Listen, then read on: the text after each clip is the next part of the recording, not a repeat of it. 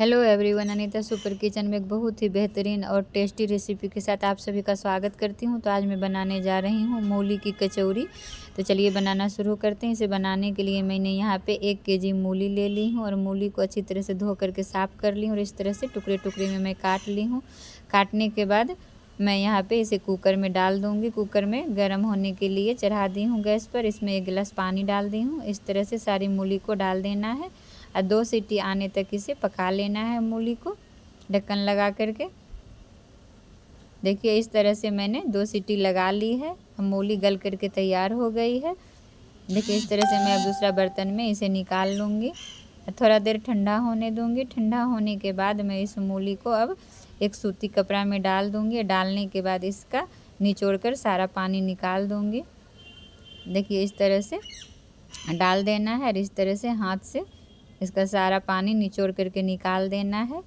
निचोड़ने में ही ये मूली मैश हो जाएगी। इसे अलग से मैश करने की कोई ज़रूरत नहीं है। देखिए इस तरह से मूली इतनी अच्छी से उबल के तैयार हुई है कि मैश हो गई है खुद ब खुद। देखिए इतना पानी मूली से निकला है। अब इसे अलग में रख देना है। अब मैं दूसरे बर्तन में इस मूली को रख रही हूँ। इस तरह से रख के यहाँ पे मैं सारा मसाला मिलाऊंगी। तो यहाँ पे पहले मैं हरी कटी हुई धनिया का पत्ता डाल रही हूँ ढेर सारा। यहाँ पे मैं 1 चम्मच अदरक लहसुन का पेस्ट डाल दी हूँ। 2 चम्मच में कटी हुई हरी मिर्च डाल दी हूँ और 2-2 चम्मच में जीरे का पाउडर और काली मिर्च का पाउडर डाल दी हूँ। यहाँ पे मैं कलर के लिए थोड़ा सा हल्दी पाउडर डाल दी हूँ 1 चम्मच। यहाँ पे मैं 1-2 चम्मच रिफाइंड तेल डाल दी हूँ और थोड़ा सा 2 चुटकी में यहाँ पे अजवाइन भी क्रश करके डाल दी हूँ। यहाँ पे मैं 300 ग्राम के करीब आटा डाल दी हूँ। ये गेहूँ का आटा है।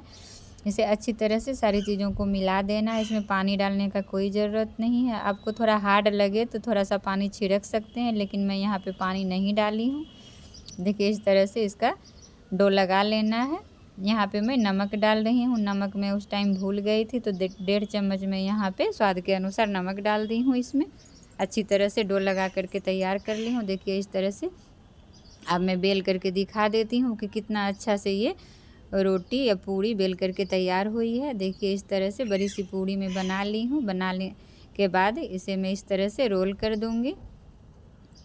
बहुत ही आसान तरीका से ये बेल करके तैयार हो जाता है। जिस तरह से आपको बेलने का मन हो उस तरह से आप बेल करके अब बना सकते हैं। मैं इस तरह से रोल कर ली हूँ। इस तरह से छोटी छोटी लोइयाँ कर ली हूँ। मेरी ये रेसिपी एक बार अपने घर में ज़रूर ट्राई कीजिएगा। इस तरह से मूली की कचौरी बनाने पर बहुत ही स्वादिष्ट लगती है। खाने में बहुत ही बढ़िया लगती है। आप किसी को भी खिलाएंगे तो उसे पता भी नहीं चलेगा कि ये मूली की कचौरी है। इतनी स्वादिष्ट और मीठी लगती है खाने में। अब देखिए मैं दूसरा तरीका दिखा रही हूँ। इस तरह से नॉर्मल लोई लेना है, गोल कर लेना है और इस तरह से छोटी छोटी पूड़ी की तरह इसे बेल लेना है। बेलने में कोई भी दिक्कत नहीं आती है। देखिए इस तरह से मैं अब बेल करके सारी कचौड़ियों को तैयार कर लूँगी।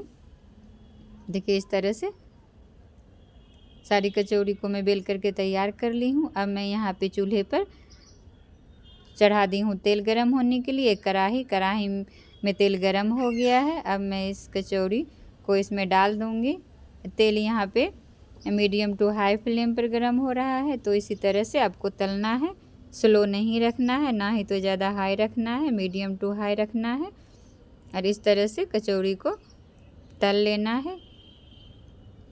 मेरी इस कचौड़ी की रेसिपी आप लोगों को पसंद आई हो तो लाइक ज़रूर कीजिएगा, शेयर ज़रूर कीजिएगा और कमेंट करके ज़रूर बताइएगा कि मेरी रेसिपी आप लोगों को कैसी लगती है। और आप लोगों से एक निवेदन है कि मेरे चैनल को सब्सक्राइब ज़रूर कर लीजिएगा। देखिए इस तरह से कितनी छोटी छोटी और कितनी पतली और कितनी फुली फुली कचौड़ियाँ बन करके तैयार हो गई है। इसी तरह से मैं अब सारी कचौड़ियों को तल करके तैयार कर लूँगी। आप किसी भी चीज़ के साथ इस कचौड़ी को खा सकते हैं, या अचार के साथ या चटनी के साथ या किसी भी चीज़ के साथ। या इसमें नमक डला हुआ है तो आप ऐसे भी इसे खा सकते हैं। बिना चटनी अचार का भी बहुत ही स्वादिष्ट लगता है खाने में ये कचौड़ी। देखिए इस तरह से कितनी मुलायम और कितनी फूली फूली कचौड़ी बनके तैयार हुई है। देखिए मैं एक तोड़ के दिखा देती हूँ।